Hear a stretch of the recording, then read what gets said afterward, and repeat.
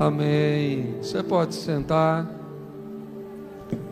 Graça e paz a todos. Amém. Eu quero agradecer o louvor. Boa parte dessa turma caminha comigo lá em Xerém. É uma parte do nosso Ministério de Louvor. Quero agradecer o William, que me acompanha aqui. Quero agradecer aos pastores dessa casa, aos irmãos que me fizeram o convite, certo? Eu sou grato a Deus pela oportunidade que Ele me tem concedido. Eu quero, esse ano foi um ano de 10 anos da igreja que eu pastoreio. Então, dia 2 de junho, nós fizemos 10 anos de projeto Recomeçar lá em Xerém. Então, se um dia você passar por lá, faça-nos uma visita. Vai ser um prazer muito grande receber você. É um privilégio pastorear lá. E hoje eu tenho a honra de estar aqui com vocês. Eu quero fazer só uma reflexão com vocês. E eu preciso que você abra a sua Bíblia no Evangelho de Marcos.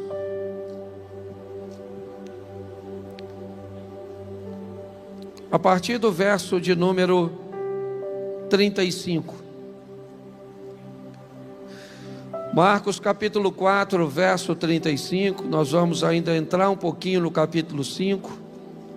Mas Marcos 4, 35 diz assim: E naquele dia, sendo já tarde, disse-lhes: Passemos para o outro lado.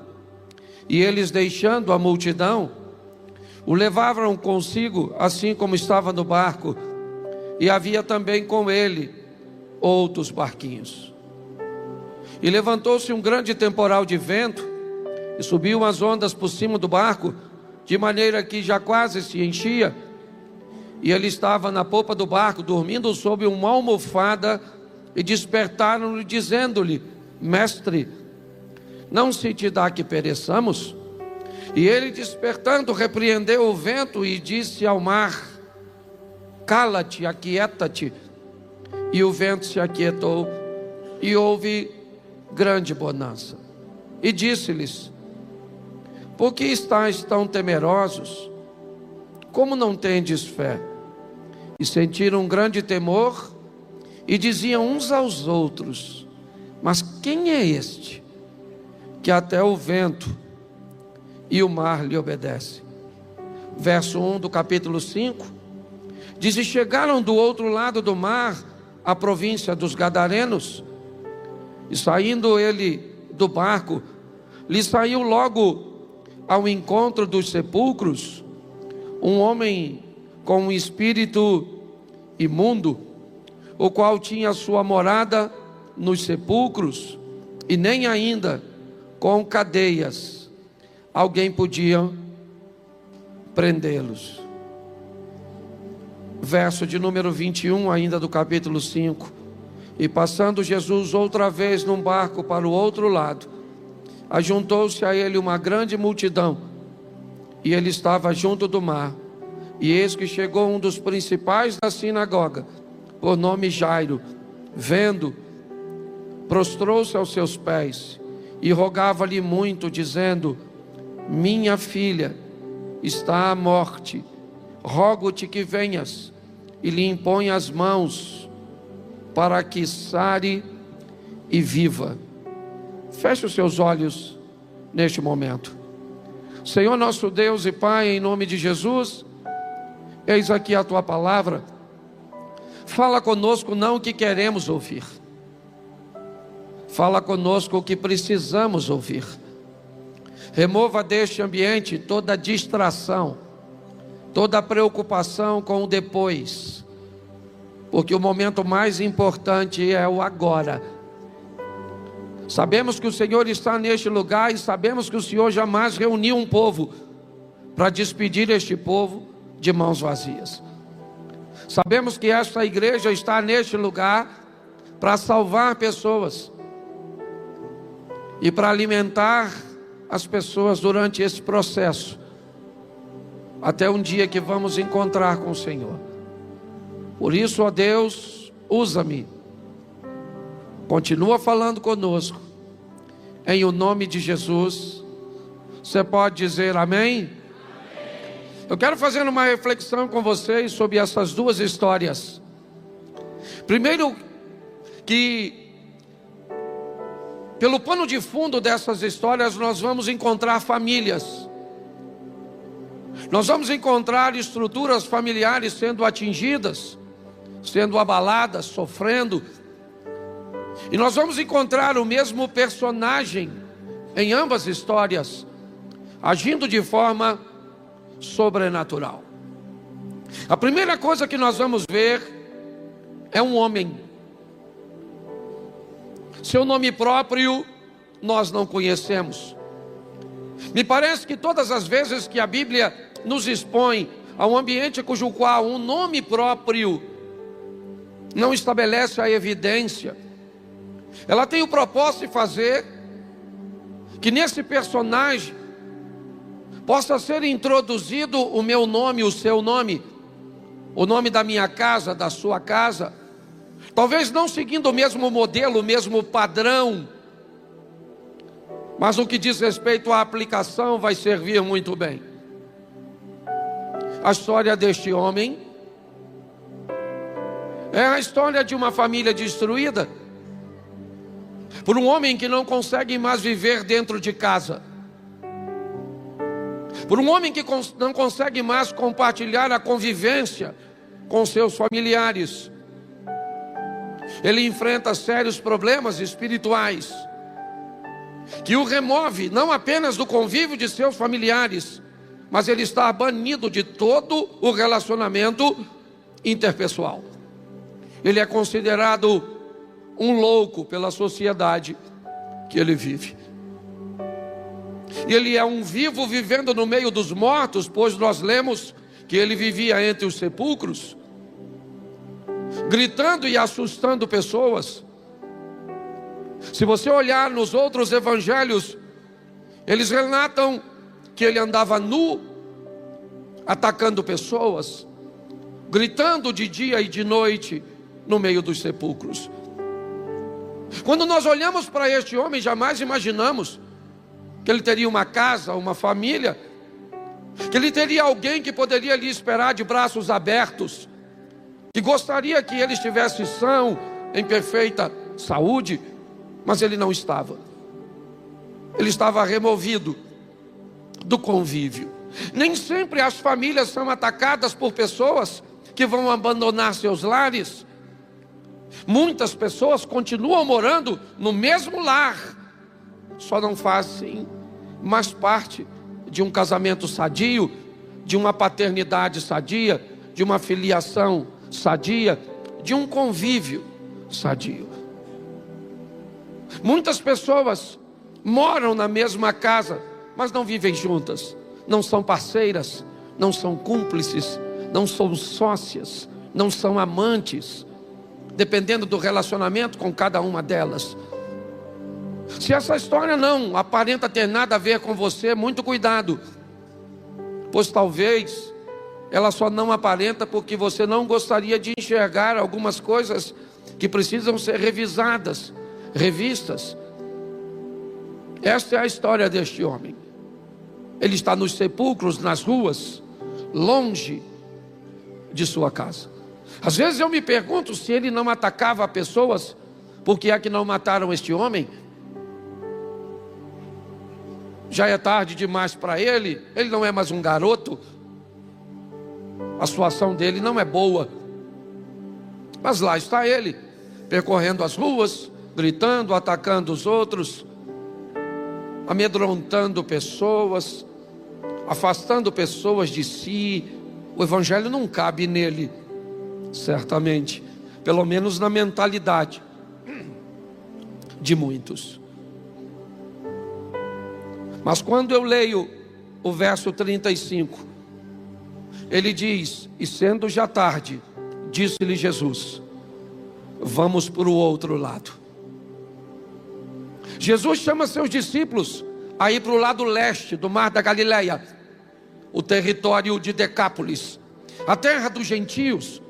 Judeus não queriam frequentar aquele lugar, lá não tinha comida para eles. Lá o porco era um elemento de sacrifício a deuses pagãos. Não tem ninguém no ministério de Jesus que cabe para que possa ser enviado como missionário para fazer alguma coisa nas 10 cidades pagãs da Transjordânia.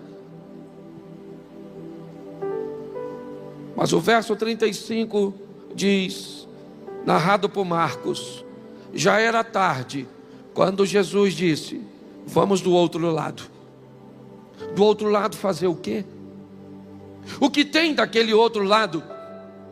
O que nós vamos fazer lá? É um lugar impróprio, inadequado, inóspito. Eu não quero ir lá, ainda mais no fim do dia, e eu estou cansado. Provavelmente pescadores experientes, como Pedro, Tiago, André e João, pode olhar para o norte e ver as margens do Hermon, que as nuvens já estão se formando, que uma tempestade vai se abater sobre aquele mar. Para que entrar ali? Para ir para um lugar? Vamos fazer o que lá? Não tem ninguém, não tem uma congregação nossa, não tem nenhuma igreja aniversariando, não tem uma família que nos recebeu ainda. O que nós vamos fazer lá? Eles não sabem. Mas Jesus lidera a comitiva e ele disse: vamos para o outro lado. No caminho nós vamos enfrentar uma tempestade. No caminho nós vamos enfrentar a incredulidade dos discípulos, a incompreensão das pessoas. Mas Jesus está dizendo: mas nada vai me parar de ir, para que eu possa ir para o outro lado. Eu tenho algo para fazer do outro lado. Não interessa se as pessoas sabem ou não sabem, não interessa se elas desconfiam ou não desconfiam. Eu vim para fazer e eu vou fazer. E a tempestade não paralisa o barco. Ele vai para o outro lado. É verdade. Os discípulos, provavelmente confusos, não sabem o que vão fazer lá. Quase morre numa tempestade de medo. Jesus ainda vai dormir durante a tempestade. O discípulo amedrontado começa a falar: olha, aí nós vamos perecer. E ele dormindo, vai morrer dormindo. De repente Jesus levanta e fala para o vento: cala essa boca. Fala para o mar: não quero nem marola, agora é piscina. Todo mundo quietinho, todo mundo se aquietou. Os discípulos ficaram amedrontados e estão chegando do outro lado com o barquinho. Quando Jesus desce, vai encontrar com quem? Será que tem algum ricaço lá? Será que ele vai visitar alguém muito poderoso? Assim que ele chega, não dá nem tempo dos discípulos se desfazer do susto da tempestade. O que vem é pior. Lá longe vem um cara pelado, correndo. Eu imagino o discípulo pensando: não dá para voltar para a tempestade, não? Lá estava melhor. Vem aquele maluco todo ferido, machucado. Ninguém dava nada por ele. Ele não era ninguém, ele era a escória. Ele representa pessoas que muitas vezes nós achamos que nunca serão alcançadas pelo Evangelho. Mas essa igreja só está aqui para mudar a vida de pessoas. Se você acredita nelas, isso não é importante. O importante é que Deus sabe quem elas são, e no momento oportuno elas virão para cá. Essas pessoas podem ser seu marido, pode ser sua sogra. Vai ficando mais difícil, certo? Essas pessoas podem ser um filho seu perdido que está hoje perdido, não, mas não vai estar amanhã, porque seus filhos são herança do Senhor. Seu casamento hoje não está bem, e o de quem que está sempre bem? De ninguém. O dia que seu casamento não tiver mais problema, você não é mais casado, virou amiguinho. Se tem uma coisa gostosa de um casamento, é a loucura que acontece nele durante isso. Aliás, os momentos melhores de um casamento é a paz depois da guerra. Lembra? Os melhores momentos foi depois daquela briga. Ai, vou te matar, infeliz, vá para os infernos. E você pensa, mas nós somos um, se eu for para o inferno você também vai. Então disse, então vem para o céu. Aquela coisa gostosa. Você está rindo de tu. Você consegue entender? Ambientes cujos quais as pessoas não dão nada, não conseguem ver futuro, não conseguem ver sucesso, acham que terminou. Jesus foi lá do outro lado e quem vem? Quem vem é o problema. E o problema vem na direção de quem resolve. Eu não sei o problema que você enfrenta hoje. Eu sei que Deus mandou eu vir aqui dizer para você: pega o seu problema e coloca na presença dele, o que ele pode fazer por você, o que você não pode. Você consegue entender isso? E agora? Veio o pelado correndo. Eu imagino a cara dos discípulos. E Jesus olhando, pensando o quê? Lá vem o pelado, lá vem o vestido, lá vem o maluco, lá vem meu evangelista. Mas ele é um louco para vocês, para mim não. Você só consegue enxergar o que está diante dos olhos. Eu consigo ver além. E lá vem o cara correndo. Eu acho isso muito legal. Quando ele chega, o demônio já fala com Jesus: o que tenho eu contigo, Filho do Altíssimo, para você vir me perturbar? Note que o demônio está mais bem informado que o discípulo. Até o demônio já sabe o que Jesus foi fazer, e o discípulo não. O demônio falou: o que tenho eu contigo, Filho do Altíssimo, para você vir me perturbar? Jesus falou: como é que é seu nome, rapaz? Ele falou: meu nome é Legião, porque nós somos um montão nesse recipiente. Jesus falou: não quero saber a quantidade. Desocupa. Sai voado. Numa linguagem carioca, a casa caiu, maluco. Vaza. Vá embora desse camarada, porque eu atravessei a tempestade, a incredulidade dos discípulos, o horário avançado, e vim aqui só por causa dele. Você acredita que Jesus pode ter vindo hoje a esse culto só por sua causa? Só por causa de um parente seu? Levanta a mão. Só por causa de um milagre que você precisa? Só por causa de uma porta aberta nessa terra, uma janela aberta nos céus? Você consegue entender isso? A relevância que você tem para ele? Quanto aquele homem valia para aquela sociedade? Nada. E Jesus enfrentou tudo para encontrar com ele, sim ou não? E agora os demônios falaram: a gente pode sair desse cara e entrar naqueles porquinhos que está ali?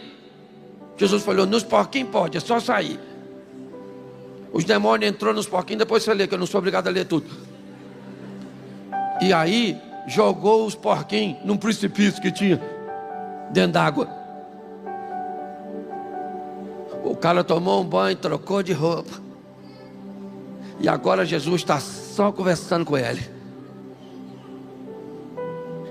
Quem é que chegou? Os donos dos porquinhos.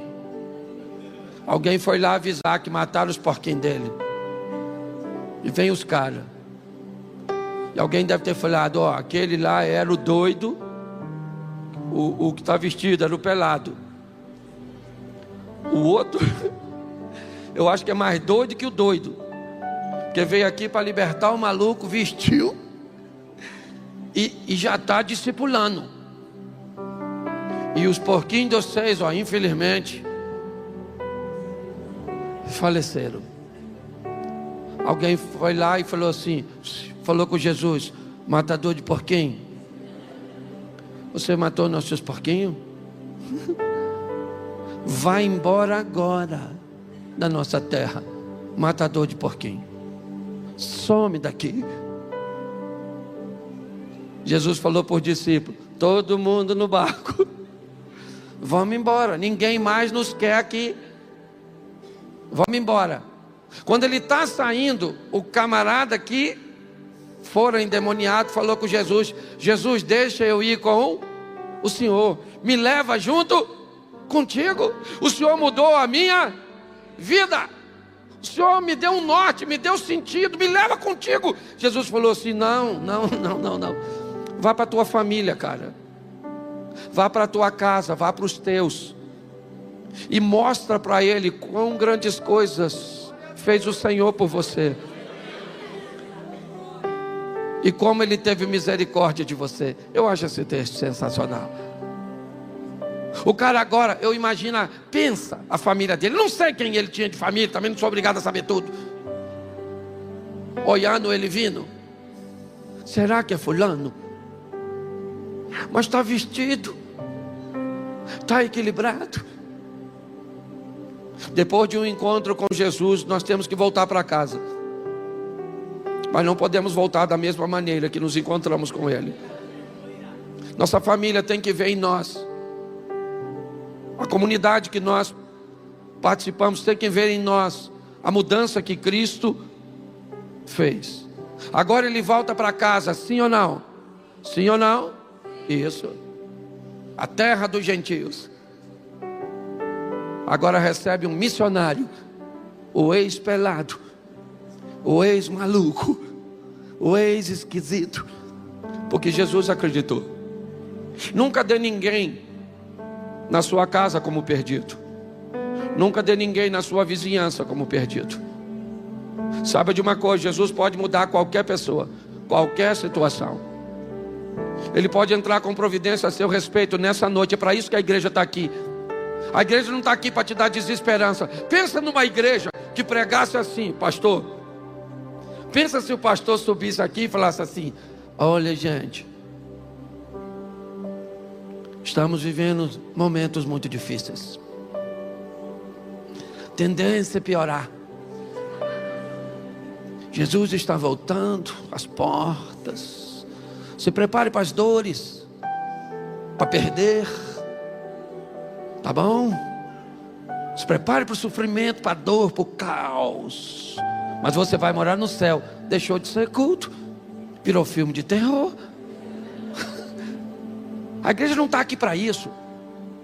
A igreja está aqui para dizer para você: ainda que o inferno se levante, Deus vai se levantar a nosso favor. A mão forte do Senhor irá nos sair em socorro. Nossos filhos, nosso casamento, nossa casa, nossos negócios, nosso bairro, nossa cidade, nosso país pertence ao Senhor dos exércitos. Aqui não tem negócio de desânimo, não.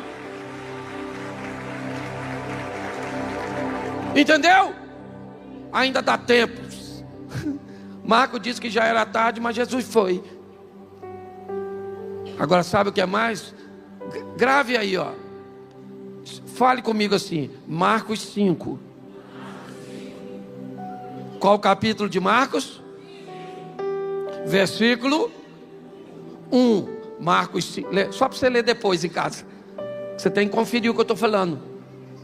Então, Marcos 5, 1. Amém? No finalzinho do capítulo 7, 2 anos e meio depois, Jesus volta a Decápolis. Final do capítulo 7, já entrando no 8, onde Jesus faz a segunda multiplicação dos pães. 2 anos e meio aproximadamente, Jesus volta em Decápolis com seus discípulos. Quem Jesus deixou em Decápolis dizendo: vá para a tua casa e para os teus? Quem? O ex. Pode falar endemoniado, mas só fala ex. Porque às vezes você é o ex-mentiroso, ex-caloteiro. Entendeu? Às vezes tu também é ex. Você é uma moça, uma ex que os outros pegavam, mas não pega mais, que agora está sob nova administração. Você era um ex-nó-cego, um ex. A maioria de nós aqui somos ex alguma coisa que você não gosta de lembrar. Você só lembra o ex dos outros. Por isso que eu uso o símbolo do papel higiênico. Porque não tem nada que nos ensina a olhar para nós mesmos mais que o papel. Papel é um exemplo de autoexame. Quando você vai ao banheiro, você se limpa, você joga o papel fora? Sim ou não? Claro que não, gente. Lembra, você se limpa e joga fora? Não, você limpa.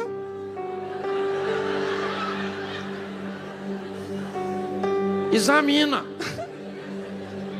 Aí depois você joga fora. De acordo com o exame, você decide se passa de novo. Certo? Quer dobrado, quer um novo. Aí você passa de novo, joga fora?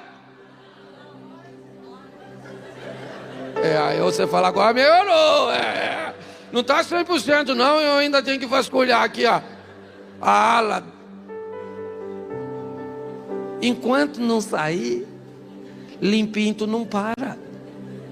Gente, não dá mais tempo de ficar olhando para a vida dos outros.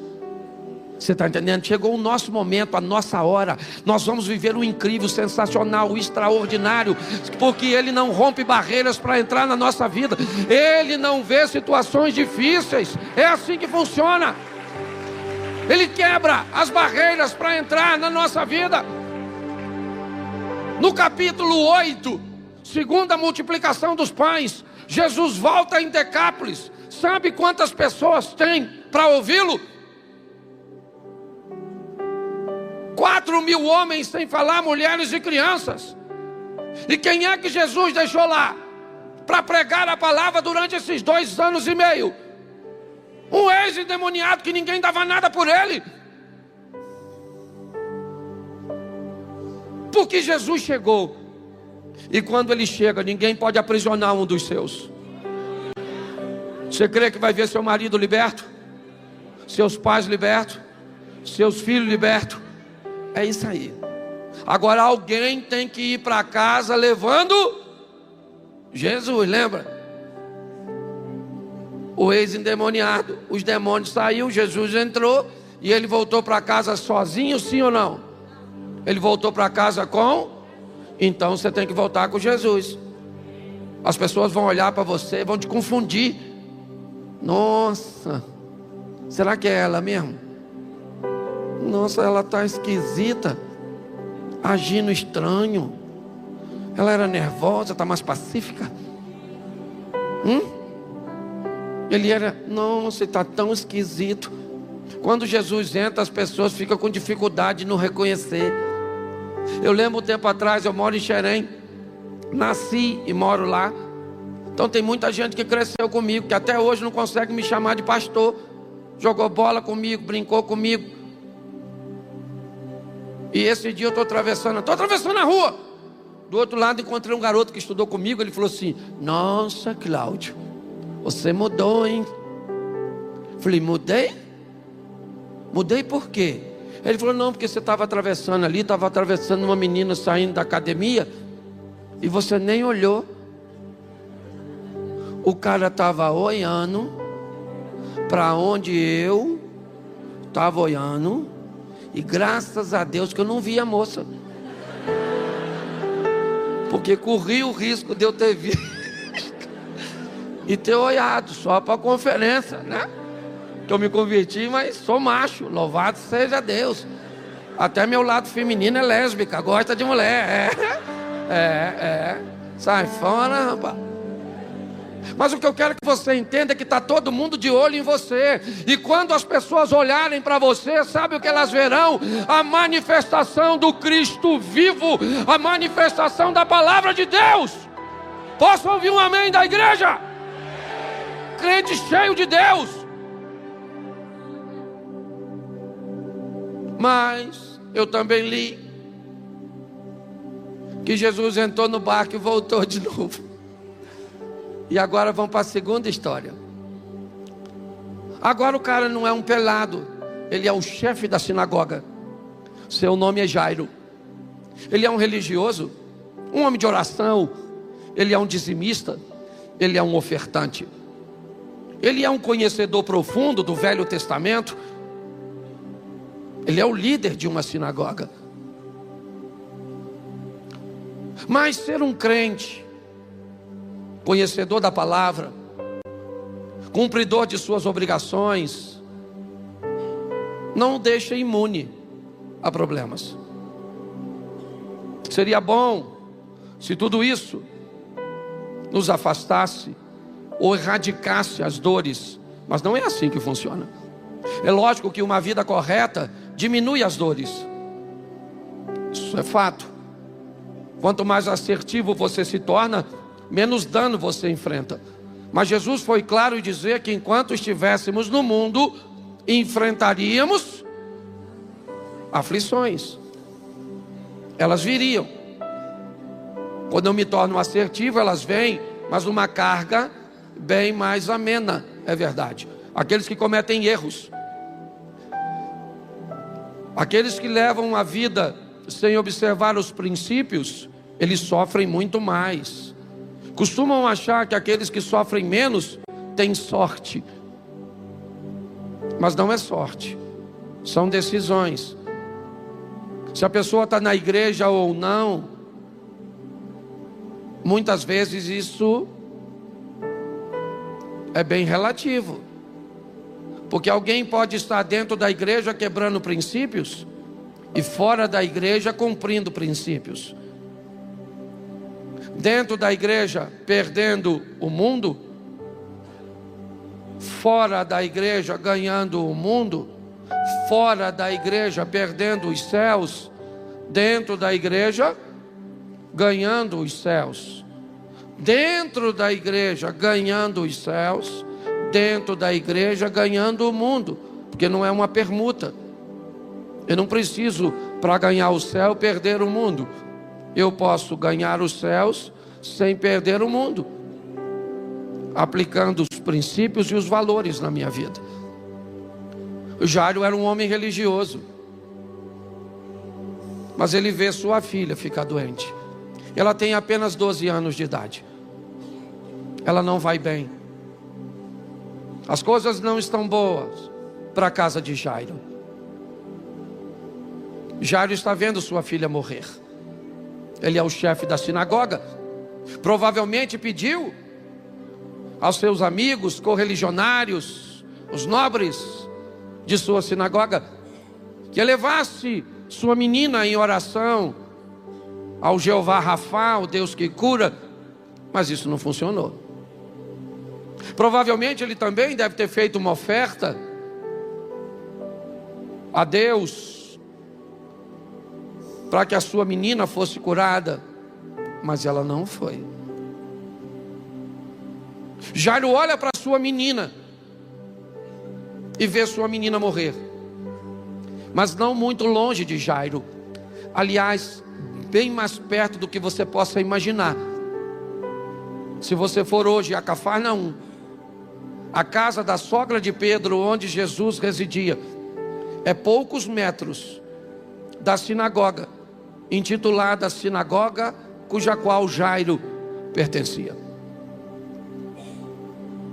As notícias a respeito de um homem curando pessoas chegou à sinagoga. Aliás, foi um dos primeiros lugares que ela chegou, foi a sinagoga.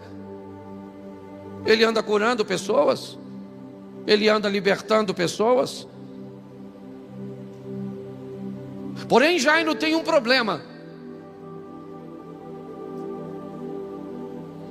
Jesus Cristo é visto pelo ambiente que ele frequenta como um charlatão.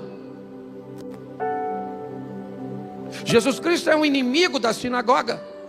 Ele é visto como um inimigo porque ele anda pregando uma vida sem hipocrisia.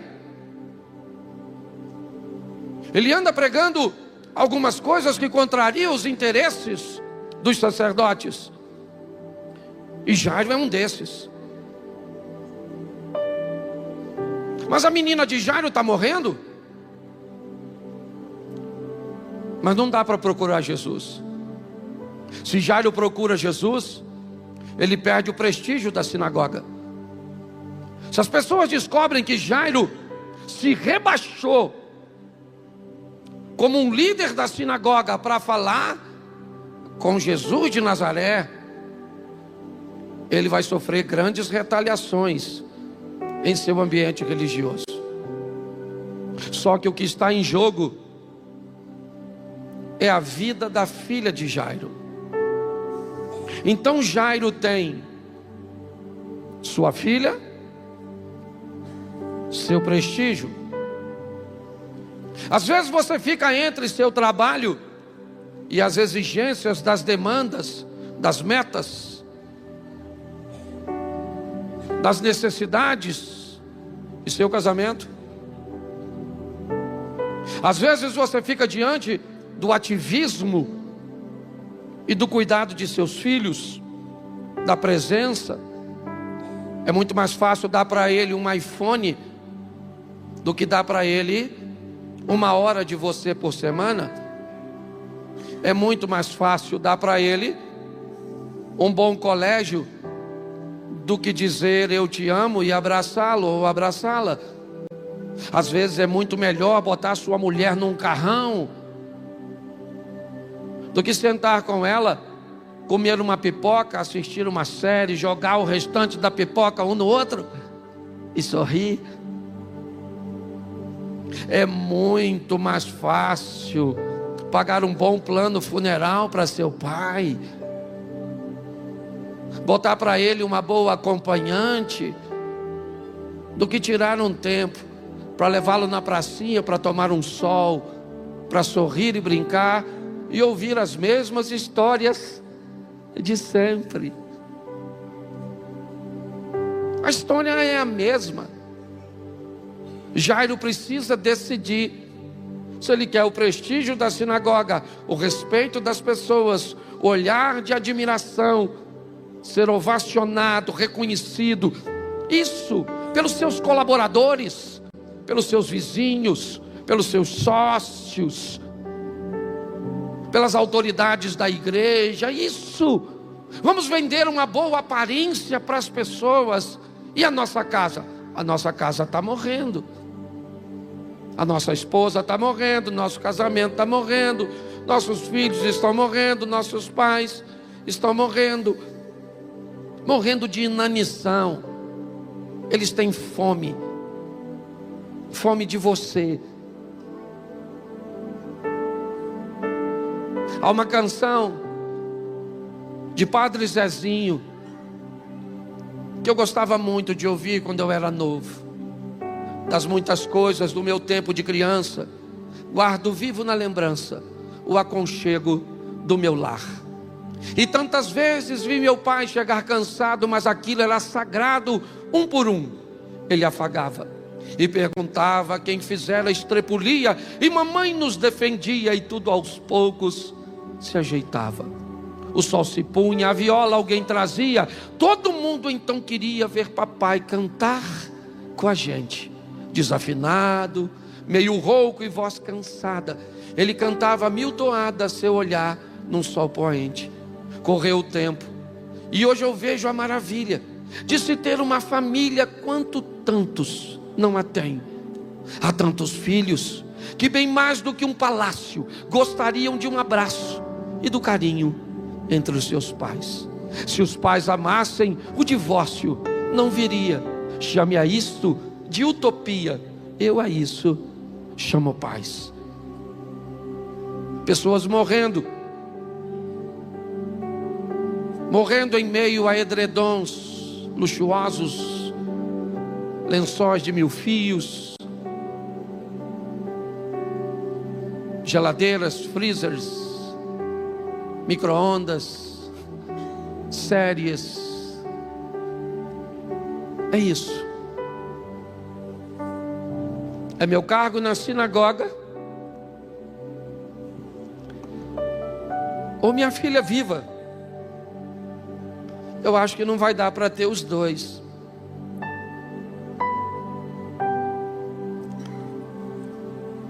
Minha filha ou a sinagoga? Jairo disse: eu vou ficar com o meu casamento, eu vou ficar com minha filha, eu vou ficar com minha vovó, eu vou ficar com meu papai, eu vou ficar com minha esposa, eu vou ficar com os meus. Porque no final o que sobra é só isso. Não se engane. A maioria das pessoas, elas não gostam de você, só gosta do que você está fazendo. É só parar de fazer que elas vão embora atrás de outras. E é assim que a vida funciona. Jairo agora vai falar com Jesus. É de dia. Ele não tem o privilégio de Nicodemos, de ir à noite escondido. Não dá. A menina dele está morrendo. Jesus está chegando do outro lado. Lembra a história do cara pelado que ele curou? Ele está voltando para casa. Cafarnaum, Tábca, do lado. É ali que ele está descendo. E Jairo então não quer saber de sinagoga, não quer saber da opinião dos outros, não quer vender mais uma boa impressão. Eu vou falar com Jesus, vou dobrar meu joelho e vou falar: eu estou precisando do Senhor na minha casa, eu preciso do Senhor na minha família, eu preciso que o Senhor entre com providência a meu respeito. Mas o que vão pensar de você, Jairo? Eu não quero saber o que vão pensar de mim. Tem algo que é superior a isso. É o futuro da minha casa, da minha família, meu casamento, é a comunhão, é essa mágoa que tem que cair por terra, são essas lembranças que andam te corroendo. Foi a política que nas últimas eleições acabou com a comunhão entre você, entre essa guerra de polarização. E que se prepare, porque me parece que o que sobrou da outra vez corre o risco de terminar agora, porque está mais polarizado do que antes. Isso não pode acabar com a nossa casa, com a nossa família. Nós como igreja não podemos deixar isso acontecer. E Jairo vai, dobra seu joelho e diz: Senhor, minha família, minha filha está morrendo. Dá um pulinho lá em casa. Você lembra o que falava de Jesus na sinagoga? Na sinagoga dizia que Jesus tinha poder, porque ele era cheio de demônio. Sabe o que falava? Que ele ia nas festinhas e era um comilão. As pessoas batiam nele. Quando Jairo chegou e falou: o senhor vai na minha casa, o que ele falou? Não vou. Dane-se sua garotinha, que morra. Foi isso que ele falou? Falou não, falou: Jairo, vou dar um pulinho lá na sua casa, vamos lá. Eu imagino Jairo cheio de pressa, que a garotinha dele está morrendo, e Jesus andando tranquilão. E Jairo: vamos lá, Jesus, vamos lá, poxa. A garotinha está lá, ó, só assim. Vamos embora. Está morrendo, o interruptor já está quase apagando. Quando de repente, quem é que vem? Me ajuda aí, gente. A mulher do fluxo de sangue, só gente de família, ó. Vem uma dona, eu imagino 12 anos sangrando, deve estar com anemia, mia. Vem ela, coitadinha, né? Já foi no SUS, não funcionou nada. Perdeu o dinheiro todinho, vem ela. Deve estar branquinha. Quem é que vem passando? O chefe dos crentes. Indo para casa de quem? Do Jairo. Ela falou: é nessa que eu vou. É hoje que eu vou ficar curada. Que eu não sei qual é o seu problema, eu sei quem é a solução para você. Entendeu? Então para com esse negócio. Ah, pastor, eu vim nesse culto aqui.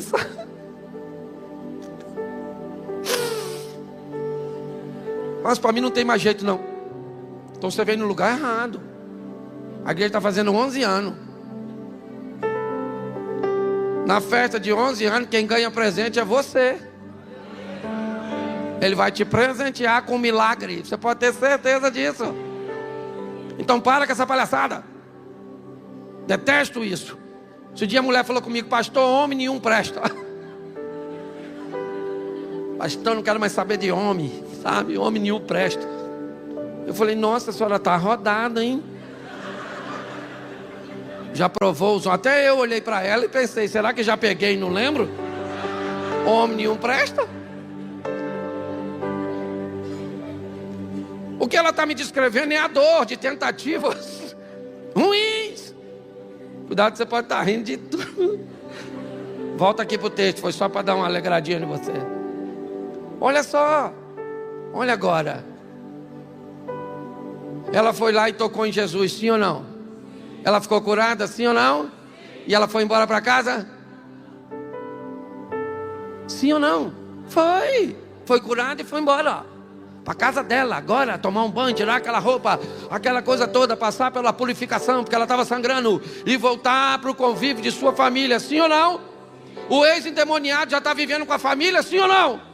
Mas o problema agora é Jairo.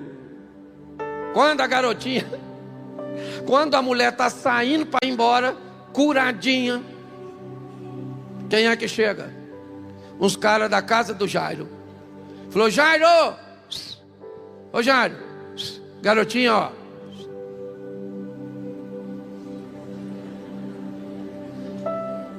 Sua garotinha já morreu, Jairo. Poxa, deu dó, não deu não? Pô, não deu pro Jairo, ó. A garotinha do Jairo morreu. Sabia disso? Soube disso? Você não disse? Soube não, né? A garotinha morreu, sim ou não? Sim ou não? Isso. E o que o pessoal falou? Não incomode mais já é tarde. Jesus olhou para o Jairo. Deve ter olhado com aquela cara assim, ó. Jairo, eu ainda vou lá na sua casa. Falou? Não temas, crê. Eu ainda vou na sua casa, Jairo. Estão dizendo que não tem mais jeito, mas eu vou. Eu imagino o Jairo chorando, indo para a casa dele. E Jesus, quando chegou na casa do Jairo, chegou na casa do Jairo, Jesus não deixou ninguém entrar, a não ser o Jairo. Fala Jairo, a mulher do Jairo, o Pedro, o Tiago e o João. Eu acho que foram esses três que entrou. O Judas entrou. O Tomé entrou. Porque tem gente que não pode ir contigo, não. Tem umas pessoas que tem que ficar. Cuidado quem se leva contigo. Porque presta atenção, imagine lá dentro daquele quarto, se está o Judas, e o Jairo fala assim para o Judas: Judas, minha garotinha morreu, Judas. O que o Judas podia falar? Morreu mesmo, menino. Tá branquinha, ó. Você só tem ela? Meu sentimento. Se fala com Tomé: Tomé, minha garotinha morreu. Tomé, sério? Nem acredito. Mas ele levou essa turma? Você tem que saber com quem você carrega com você. Para de andar com Zé Ruela, com Zé Rosquinha. Você tem que andar com quem te empurra para frente. Se Jairo fala com Pedro: Pedro, minha garotinha morreu, o que Pedro ia falar? Cala a boca, ô Jairo. Se você vê o pelado que eu vi ele libertar, mandou o vento calar a boca. O cara manda até no vento. Você está entendendo? Carrega com você, para de andar com gente ruim. Pastor, não tem ninguém ruim. Sério, repita comigo: quem começa achando que todos são bons, termina achando que todos são maus. Quem começa achando que dá para viver com todos, termina achando que não dá para viver com ninguém. Para de levar todo mundo na sua casa, que se você já levou todo mundo, hoje você não leva mais. Se você já contou seu segredo para todo mundo, hoje você não conta para ninguém. Se você já emprestou dinheiro para todo mundo, hoje você é um munheca de samambaia. Não empresta, você se aborreceu. Sim ou não? Isso. Tem gente.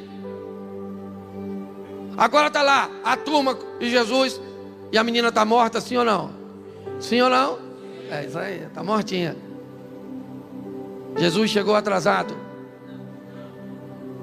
Ele olhou para a garota e falou: Ó, na minha tradução, tá? Garotinha, deixa para você morrer outra hora. Tá bom? Talita, cum. Menina, levanta. A menina estribuchou assim. Já deu uma levantadinha. Jesus já avisou. Dá comida, porque agora é filho de crente. E filho de crente come. Sabe como é que é o negócio, né? Deixa eu te falar uma coisa. Nessa noite, 3 famílias receberam de volta os seus. A família de alguém que tinha problemas espirituais. A família de um indivíduo ou uma mulher que tinha uma doença, que era o demônio no gadareno, o fluxo sanguíneo na menina, ou na mulher, ou a morte na menina. As 3 passagens falam de distanciamento. Ele morava na rua, a outra morava de casa, dentro de casa, mas não podia sentar, não podia tocar, não podia fazer nada, porque era impura. E a outra, a menina estava morta. As histórias convergem para o mesmo personagem central, a Cristo. E Ele fez por essas famílias o que ninguém podia fazer. A história deles é passado. O presente é a nossa história. É o hoje, somos nós. Então eu queria que você ficasse de pés neste momento. Fica de pés. Este culto está terminando e eu não posso ir com você. O pastor não pode ir com você, mas tem alguém aqui que pode ir com você. Esse alguém é o Espírito Santo de Deus. A história de Simba é uma história de alguém que era culpado e se sentia assim por causa da morte de seu pai. Ele é acusado por seu tio Scar, com o propósito de que ele azedasse seu coração e esquecesse quem ele era. Ele então foge, encontra um porco e um suricato, o Timão e o Tom, que oferece um novo estilo de vida para o leão, Hakuna Matata. Vamos viver de qualquer maneira. E é assim que acontece. Esse leão come larva, esquece sua identidade. Mas o vídeo que eu passei para vocês, ele encontra alguém que sabe quem é. O babuíno diz para ele: você é um babuíno? Nessa frase, o babuíno claramente diz para ele: eu sei quem você é, quem não sabe é você, mas eu conheço o caminho para que você descubra quem você é de verdade. E na verdade, aquele leão estava preso no passado e precisou percorrer um caminho, porque a vida daqueles que sabem quem são é muito mais ligeira, é muito mais rápida, é muito mais lucrativa. Aquele que não sabe quem é vai tropeçando, vai ficando preso ao longo das vielas e dos caminhos estreitos da vida. Estão vivendo ao mesmo tempo, mas alguns com muita dificuldade. E hoje eu quero fazer uma reflexão com vocês sobre o tempo. O ambiente cujo qual o leão diz que faz muito tempo. Seu passado o impede de seguir adiante. E é isso que eu quero conversar com vocês. Eclesiastes no capítulo 3, no verso de número 1. Coloca para mim, por favor. Diz: tudo tem seu tempo determinado, e há tempo para todo propósito debaixo do céu. Nós já entendemos e sabemos que o tempo se divide em 3 momentos: o passado, o presente e o futuro. Todas as exposições de Eclesiastes 3 não falam de passado nem de futuro. Ela sempre fala de presente. Há tempo de nascer e há tempo de morrer. Todos os dois verbos, né? Ou todas as duas colocações, estão posicionadas no presente. Não é nasceu nem morrerá. Há tempo de nascer, há tempo de morrer, há tempo de sorrir, há tempo de chorar, há tempo de ganhar, há tempo de perder. Em nenhum momento nós temos uma exposição de passado e de futuro. Me parece que todo o intuito de Deus é sempre mostrar a importância do presente,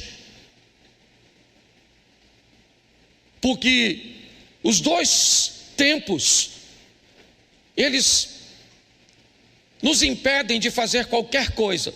Ninguém consegue fazer nada no passado e ninguém consegue fazer nada no futuro. O tempo mais importante da nossa vida é o presente. O tempo mais importante da sua vida não foi quando seu marido te deixou, não foi quando você perdeu, quando você sofreu, não, quando alguém te traiu. O tempo mais importante da sua vida não é essa ansiedade que tenta te provocar e te conduzir para o futuro. O tempo mais importante da sua vida é esse que você está vivendo agora. E aproveite, com muita sabedoria, porque é só uma questão de segundos e ele já vai se tornar passado. É muito rápido, o presente. Ele é descrito como momento, uma unidade indivisível do tempo. O momento não se divide.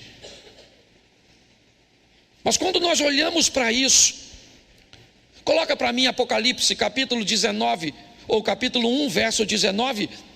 Isso. Escreve, pois, as coisas que viste, e as que são, e as que hão de acontecer depois destas. Preste atenção, porque os três tempos também estão nesse texto. O anjo está dizendo a João: escreve aquilo que você já viste, passado. Escreve as coisas que são, presente. Escreve as coisas que hão de acontecer, futuro. Eu quero usar um exemplo com vocês simples. Imagine você dentro de um carro, andando a 120 por hora. Dentro do carro é o presente. O para-brisa é o que te mostra o futuro. O retrovisor é o que te mostra o passado. Está correndo, é uma alta velocidade. O presente é aquilo que você está vivendo. Por isso, o dia mais importante para você é hoje. Não foi ontem. Não interessa o que aconteceu ontem. Não interessa o que vai acontecer amanhã. Aliás, seu ontem, se não foi bem resolvido nem bem digerido, pode estar te impedindo de viver o hoje. Quem trabalha com saúde mental sabe disso, com muita propriedade. Então eu descrevi alguns momentos aqui que eu acho que vale a pena nós aproveitarmos para entendermos a importância do presente, do agora, e aproveitarmos isso. A Bíblia diz, como lemos na abertura, há tempo para todas as coisas debaixo do céu. Há tempo para tudo. Se você não está conseguindo fazer, simplesmente é porque você não está conseguindo gerenciar o tempo. Seu presente anda comprometido talvez com distrações, com preocupações. E o pior, parece que alguém está levando vantagens contra você, porque pessoas estão vivendo, fazendo coisas acontecerem bem perto de você. Preste atenção nesses exemplos que eu vou usar com vocês agora, e coloque isso na sua vida. Vamos ver uma descrição do apóstolo Paulo, no capítulo 13 de 1 Coríntios, verso 11. Olha o que o Paulo está dizendo. Ele descreve momentos de sua vida. Olha como ele utiliza: quando eu era menino, eu falava como menino, eu sentia como menino, eu pensava como menino. Me parece que Paulo está fazendo uma narrativa, um caminho, um percurso de todas as ações. Ele simplesmente está invertendo. Ele diz: se eu pensava como menino, eu sentia como menino. E se eu sentia como menino, eu falava como menino. Olha só. Eu penso, eu sinto, eu falo. Paulo fala de um período de sua vida, cujo qual provavelmente ele teve muitos problemas, muitas dificuldades.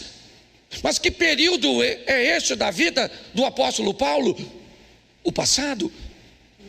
O passado que poderia tê-lo aprisionado, tê-lo traumatizado. Mas Paulo, não. Ele para um pouco de falar do passado. E ele começa a dizer, certo? Que quando ele chega num determinado momento da vida dele, quando eu cheguei a ser homem, teve um momento da minha vida que eu desisti das coisas próprias de menino. Paulo agora está falando de um presente, de um ambiente cujo qual ele conseguiu alcançar. O passado fez parte da vida dele, ele foi menino, é verdade, ele foi criança. E quando ele era criança, ele pensava como criança. Se ele pensava como criança, ele age como criança. Se ele age como criança, ele fala como criança. Eu não sei a idade que você tem, eu não sei. Eu só sei que isso não determina se você amadureceu ou não. Você pode ter uma idade avançada, mas pensar como criança. Se você pensa como criança, é obviamente que você sente como criança. Você é frágil, você pode fazer pirraça, coisas pequenas podem te machucar. Se alguém quiser manter um relacionamento duradouro com você, terá que entender que para que isso seja feito de forma correta, essa pessoa terá que utilizar um alto nível de manutenção para se relacionar com você, porque é muito difícil, porque você é criança. Então você fala, você pensa, você age como criança. É assim que funciona. Quantas mulheres se comportam com os casamentos de seus filhos como uma adolescente? A senhora tem 50, 60 anos de idade, mas faz pirraça para o menino ou a menina comer na casa dela. Pare e pense nisso. Paulo está descrevendo algo poderosíssimo. Ele diz: um dia eu pensei, senti e agi como menino. Mas chegou um momento que o passado teve que ficar para trás. Isso aconteceu em um momento. Sabe? Na trajetória de Paulo, cheia de passados, presentes e futuros, teve um presente, sabe? O mesmo que mudou a história de Ana, o mesmo que mudou a história de tantas pessoas. Aquele momento em que a ficha cai, o presente do filho pródigo, sabe, aquele ambiente onde as coisas acontecem e a sua vida muda para sempre. Essa é a grande verdade. Quando é que isso vai chegar para você?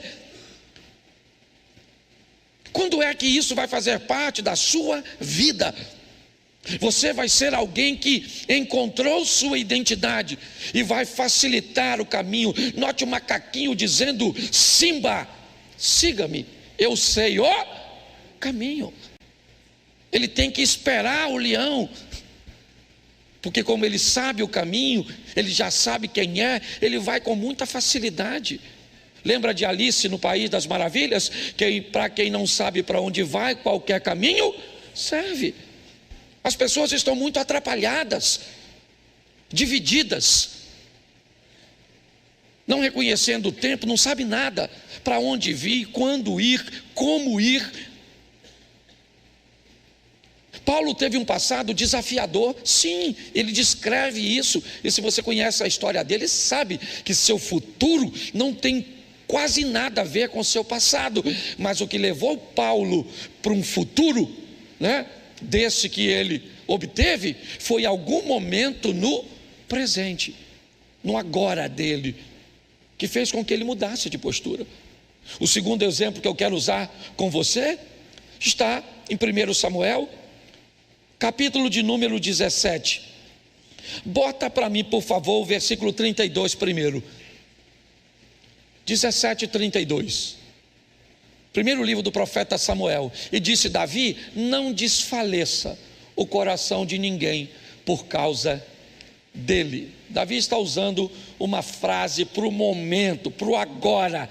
As pessoas que estão ali no campo de batalha estão amedrontadas, o coração daquelas pessoas estão abatidos. Davi chegou, certo, e diz: não desfaleça o coração de ninguém.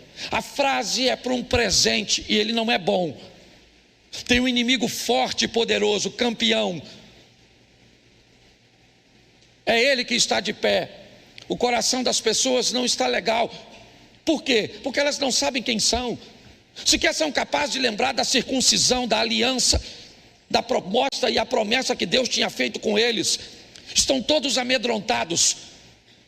Era um grupo grande de soldados, mas quem é que chegou? Chegou um garoto, ele não é muito velho, também não é um menininho não. Qual é a diferença deste garoto para os demais? Basicamente nenhuma, ele é homem como qualquer outro. A diferença de Davi para todos os outros é que ele sabia quem ele era. Ele conhecia mais a respeito de si mesmo e de seu Deus do que a respeito de tamanho e de material bélico de seu adversário. Então ele diz em alto e bom som: calma, não desfaleça o coração de ninguém por causa deste indivíduo. Com base em que Davi está dizendo isso? Com que autoridade ele está falando isso? Não é difícil de entendermos se nós olharmos para o verso 34. Respondeu, bota o 33 para nós entendermos. Porém, Saul disse a Davi: contra o filisteu não podereis ir a pelejar com ele, pois tu és ainda moço e ele guerreiro desde a sua mocidade. Essa é a visão de quem? De Saul. A respeito de quem? De Davi. Então não quero saber como é que as pessoas te veem. Estou cansado de pessoas me verem como palhaço, como um brincalhão sem conteúdo. Estou cansado de ver pessoas pensando e falando coisas a meu respeito. E eu não posso parar por causa disso. Eu tenho que saber quem eu sou e o que eu estou fazendo, para onde eu estou indo. Saul está dizendo para Davi: você não pode ir lutar contra esse gigante. Ele é guerreiro desde a tua mocidade, da mocidade dele, e você é ainda moço. Isso é o que Saul pensa a respeito de Davi. Mas não é o que Davi pensa a respeito de si mesmo. É importante você entender isso. Se você está esperando para vencer na vida o apoio das pessoas, a torcida delas, você pode ficar decepcionado, hein? Davi diz no verso 34: teu servo fazia o quê? Bom, apacentava. Davi está falando de quê? De seu? Me ajuda aí. Davi está falando de quê? De seu passado. Quando eu apacentava. Quando eu apacentava as ovelhas, certo? É isso. É porque ele está falando, né, com Saul, então ele está dizendo a respeito de si mesmo. Teu servo, quando apacentava as ovelhas de seu pai, quando veio um leão ou um urso e tomou um cordeiro do rebanho, verso 35, eu saí após ele, o feri e levei o cordeiro da sua boca. Levantando-se ele contra mim, agarrei-o pela barba, o feri e o matei. Eu feri, eu matei, eu agarrei, certo? Tudo que esse cara está falando está no passado. Tudo. O que ele está descrevendo é quem Deus foi com ele onde? No passado. E isso vai dar a garantia a Davi de o Deus do passado, que continua onde sempre esteve, no trono de sua glória, no controle de todas as coisas. Deixa eu perguntar uma coisa para você chegar onde você está hoje, quantos leões e ursos você já matou na sua vida? Então não é esse gigante que está se levantando contra você hoje que vai te vencer, porque o Deus que te deu vitória no passado continua o mesmo para te dar vitória hoje. Você só precisa saber quem você é. Entendeu? A história está no passado, mas o Deus está no presente. E Davi sabe disso. É importante nós atentarmos para isso, porque é o presente que determina tudo. Tudo que você vai fazer está sempre no presente. Ele é o mais importante. Por isso que o texto que diz: há tempo para todas as coisas. Dá para colocar o capítulo 3, Eclesiastes? Só para o pessoal ver, que aí fica fácil. Eclesiastes 3. Vamos lá. Tudo tem seu tempo determinado e há tempo para todo propósito debaixo do... Presta atenção agora. Há tempo de plantar e tempo de... Verso 3. Tempo de...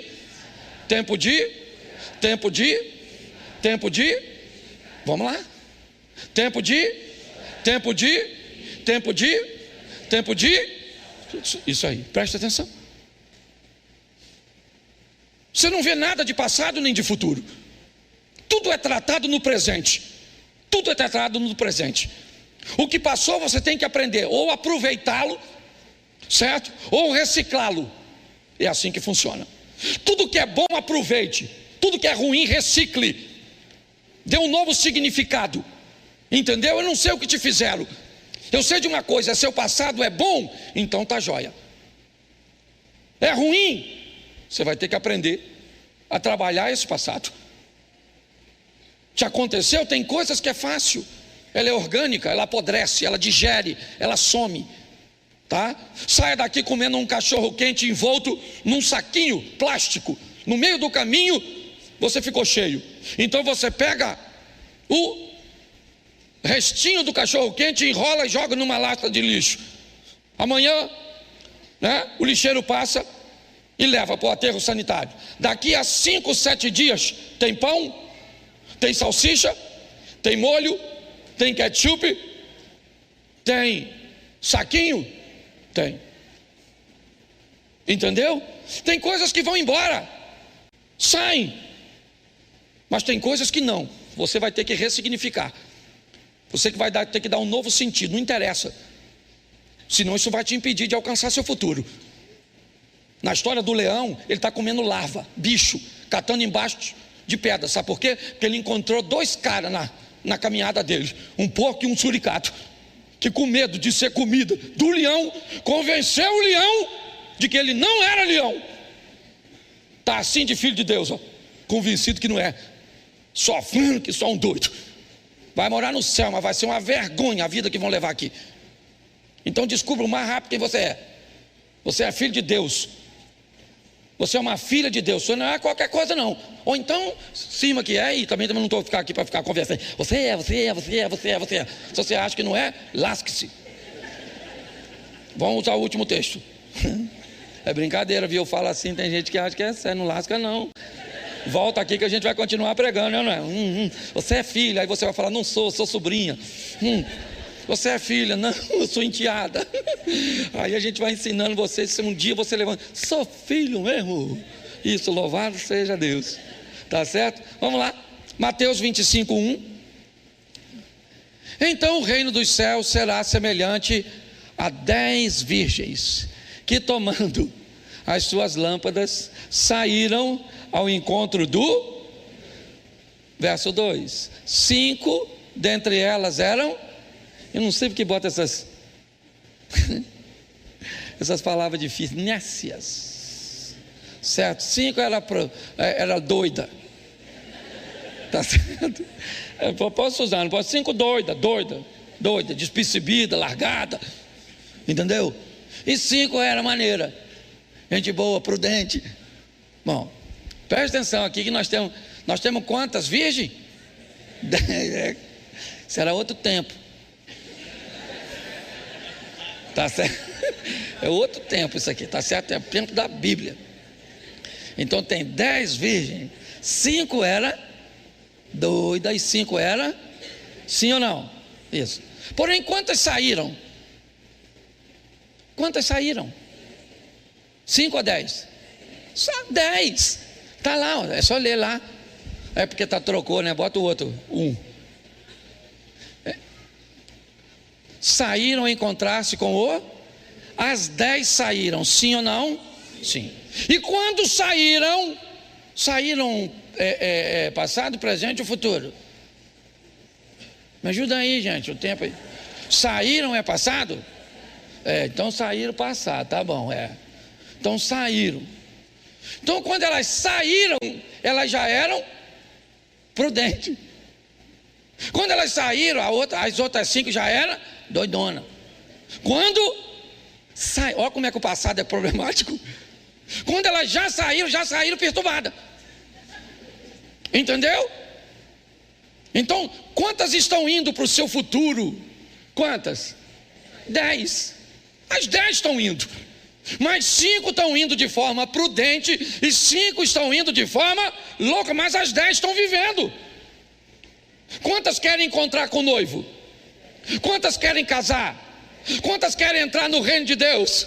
Isso, estão indo, saíram, tá certo? Elas têm a iniciativa de irem, é verdade.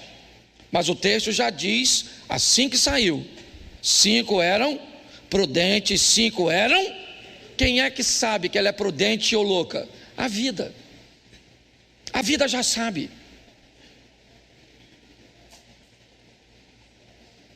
Nós temos poucas informações a respeito um do outro, mas a vida tem tudo. A vida já sabe mais ou menos a sua nota e a nota do seu amiguinho da escola, porque a vida sabe quem estuda e quem não estuda. A vida já sabe mais ou menos o futuro, que as pessoas gostam de chamar de predestinação. Na verdade, são posicionamentos assertivos no presente, que já virarão questões do passado, mas que influenciarão diretamente nos resultados do futuro. Quando elas saem, assim que saíram, 5 são prudentes e 5 não são prudentes. E o verso 7: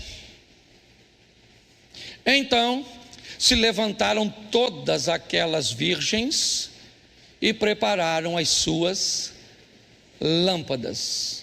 Verso 8: as loucas disseram às prudentes: dai-nos do vosso azeite, porque as nossas lâmpadas estão se apagando.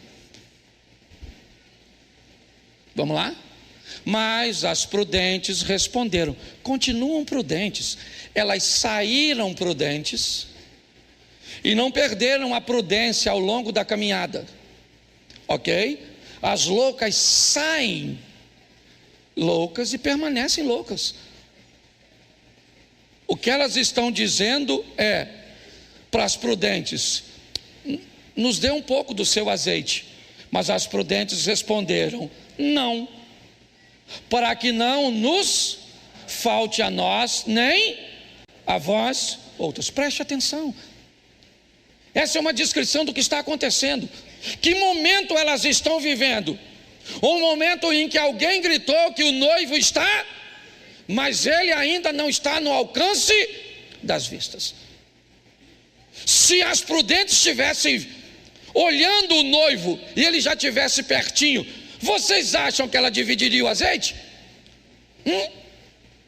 Pensa. Você tem uma vasilha de azeite aqui que dá para mais 2, 3 horas. Tá certo? Você tem uma amiga sua que está aqui do lado com uma lamparina. E aí eu grito: gente, olha, o noivo está vindo. Aí você olha, ele está passando lá pela porta. Aí ela me diz assim, ou ela te diz: me dá um pouco do seu azeite. Você daria? Sim ou não? Claro, certo? Porque você já descobriu que o azeite dá para você e dá para... Porém, quando alguém grita: o noivo vem, ele ainda não está no campo de visão. Então a prudente continua prudente. Qual é o momento mais importante da prudente agora? O dia que ela saiu? Não. O momento em que ela vai dizer não para algo que pode impedir que ela alcance e a outra também. Não há maldade. O que há é prudência. Ela está dizendo: não vou te dar, para que não nos falte a nós e a vós outras.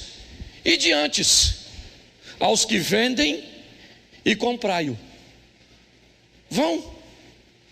Vai lá e compra. Compra quando? Quando é que você compra?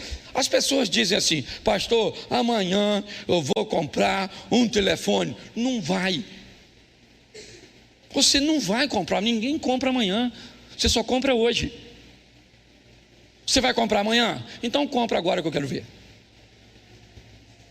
Ah, pastor, mas agora não é amanhã? Pois é. Você só compra no presente, você só faz no presente, você só age no presente, você só muda no presente. Você sabe por que você não muda? Porque você deixa para mudar em casa.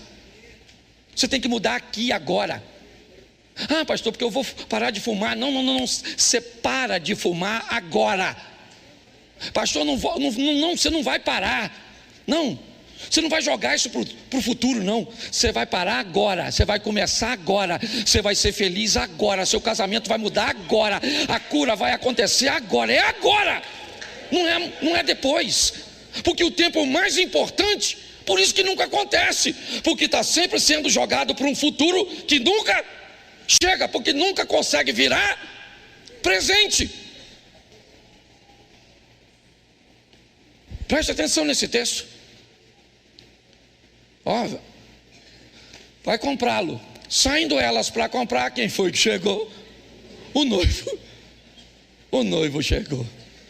E aí, né, as que estavam apercebidas entraram com ele para as e fechou a porta. O noivo veio para buscar quantas noivas? Levou quantas? E as outras 5. Fala assim: ali haverá clamor e ranger de dente. E se não tiver dente? Fala: e se não tiver dente, vai ranger gengiva. Mas vai ranger.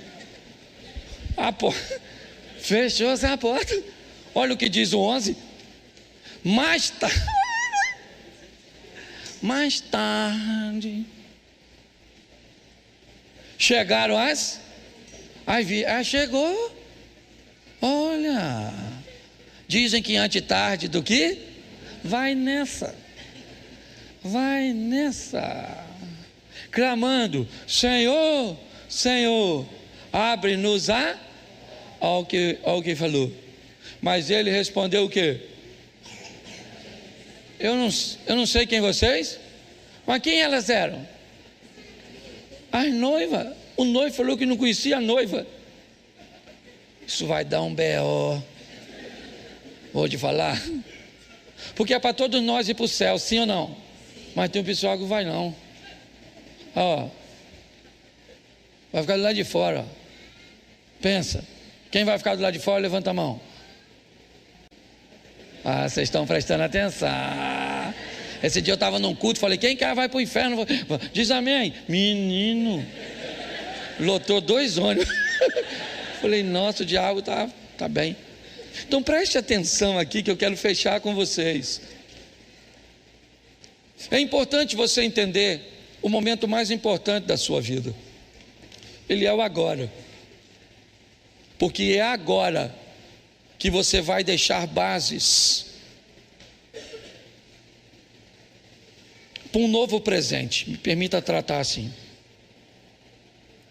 Davi deixou um leão morto e um urso morto, certo? Ele voltou lá para ver o leão e o urso? Não, mas a morte dos dois estava aqui. Sansão também matou um leão, sim ou não? Mas voltou lá para ver o leão e olha o que aconteceu com ele. Minha proposta para você nessa noite é: o dia mais importante para você é hoje. É sempre o momento. Ele é o mais decisivo. Coisas agradáveis vão acontecer nele, sim. Mas em alguns momentos você vai ser traída. Em alguns momentos você vai ser humilhada. Em alguns momentos você vai perder. Sim. Faz parte do jogo da vida, esses momentos ruins.